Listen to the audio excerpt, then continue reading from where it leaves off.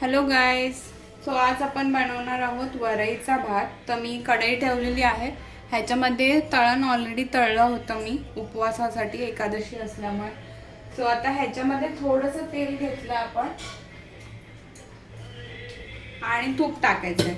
So usually मी तुपामध्येच बनवते, पण आज हे थोडंसं तेल कढई असल्यामुळे त्याच्यात थोडं तूप टाकलंय.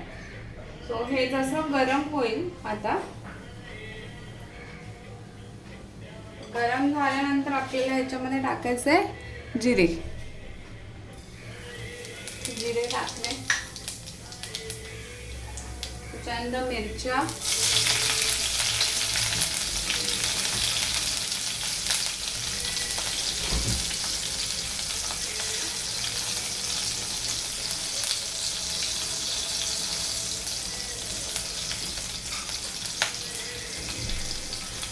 कढीपत्ता टाकायला विसरू नका. आता माझ्याकडे कढीपत्ता नाहीये. तो बटाटा जास्त झाला, ज्यांना जास्त आवडतो. मला थोडी तिखट आवडतो वरईचा भात, म्हणून मी थोडीशी मिरची जास्त घेतली आहे. तुम्ही तुमच्या स्वादानुसार बनवू शकता. आता हे छानपैकी बटाटे आपल्याला परतून घ्यायचे.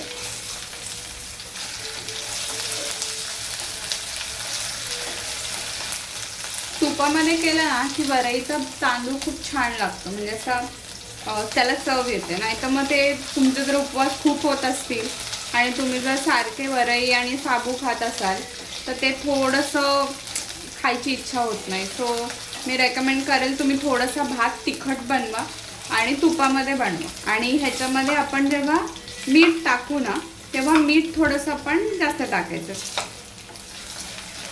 म्हणजे जेणेकरून जर तुम्ही दही घेत असाल सोबत का, जसं की मी काही कुरडया तळलेल्या आहोत. ह्या मी कुरडया बनवल्या होत्या घरी. सो ह्या आता अशा तळून बनलेल्या आहेत. मी खूप आजच तळल्या, खूप छान झाले. सो म्हणजे असं कुरडया खाणार असाल किंवा शेंगदाणे आपण भाजून घेतो, दही घेतो, तर त्याच्यासोबत ते छान लागतं. जरा तिखट आणि थोडंसं मीठ. जर तिखट आवडत नसेल तर थोडं मीठ जास्त असतं. काही लोक ह्याच्यामध्ये काहीच टाकत नाहीत उपवासाला. खूप जे कडक असा उपवास करतात ते जिरे वगैरे असं टाकत नाहीत किंवा कढीपत्ता टाकत नाहीत. सो तुम्ही त्या पद्धतीने करू शकता. पण त्या केसमध्ये मी सांगेल की थोडासा बटाटा त्याच्यामध्ये घाला, सो दॅट थोडीशी त्याला चव येईल. आता मी ह्याच्यामध्ये वरईचे तांदूळ टाकते.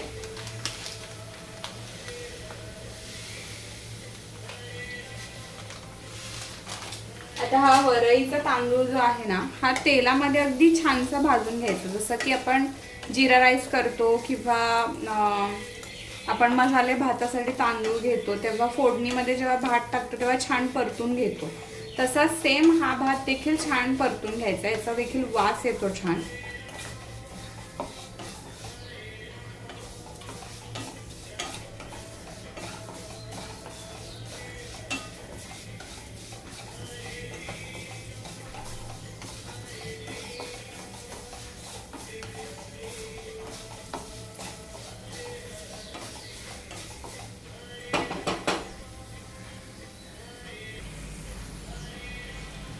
आता हा वरईचा तांदूळ छानपैकी भाजून झालेला आहे. ठीक आहे. आता ह्याच्यामध्ये आपण पाणी घालूया.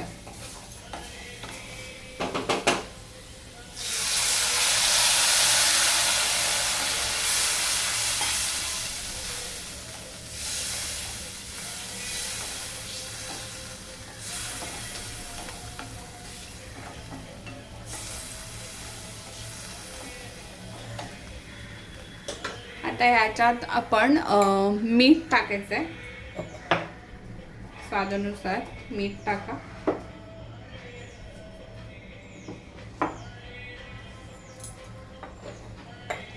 हलवायचं आहे. मीठ टाकल्यानंतर प्लीज हलवा, नाहीतर ते एकाच ठिकाणी पडून राहिलं तर भात खारट होईल. थोडीशी उकळी येऊ देत आता ह्या पाण्याला. उकळी आल्यानंतर आपल्याला याच्यामध्ये शेंगदाण्याचं कूट टाकायचं आहे. मी थोडासा गॅस फास्ट केला आता.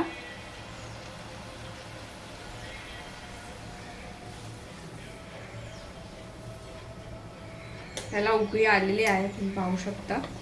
त्याच्यामध्ये मी थोडं कूट टाकून देते.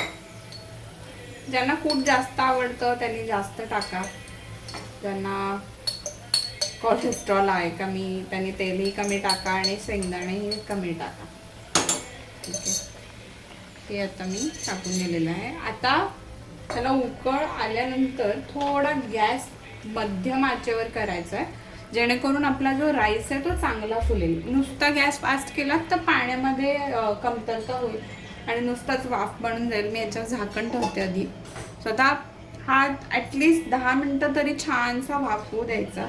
वाफवल्यानंतर छान सुटसुटीत असा भात तयार होतो. सो जेणेकरून वरतून पाणी जर ॲड करावं लागलं, जर तुमचा अंदाज चुकला तर पाणी गरम करून ॲड करा. गार पाणी टाकाल तर मग तुमचा भात थोडासा गेसगा होऊ शकतो, म्हणजे चिकटसा असा होऊ शकतो. सो बेटर तुम्ही गरम करून पाणी घाला. आयडियली जेवढा भात घेतला तितकं पाणी घालायचं. म्हणजे अर्धी वाटी अर्धी वाटी भात घेतलेला आहे तर एक अर्धा ग्लास, अर्ध्याच्या पेक्षा थोडंसं जास्त असं पाणी टाकायचं. सो आता हा भात होऊ द्यात, आपण भेटूयात 10 मिनिटांनी. मध्ये मध्ये थोडं चेक करत राहायचं. आता 5 मिनटं झाली आहेत ऑलरेडी. सो पाणी आहे अजून थोडंसं, तर होऊ देत, वाफवू देत अजून थोडंसं. थोड्या वेळाने पाहूयात. सो भात आपला रेडी आहे आता वरईचा. वा, तुम्ही पाहू शकता छानपैकी भात झालेला आहे, सुटसुटीत असा खिला खिला राईस. आपला बटाटा देखील शिजलेला आहे. तर तुम्ही दुधासोबत, दह्यासोबत किंवा असाही तूप टाकून खाऊ शकता. अगदी छान. मला एकदा दाखवते जवळून. पाहू शकता किती छान फडफडीत असं झालेलं आहे. Thank you for watching everyone. If you like please share and subscribe to my channel. आवडली असेल तर व्हिडिओ नक्कीच लाईक करा आणि नक्कीच लोकांना पाठवा सो दॅट तेही बनवून खातील. थँक्यू.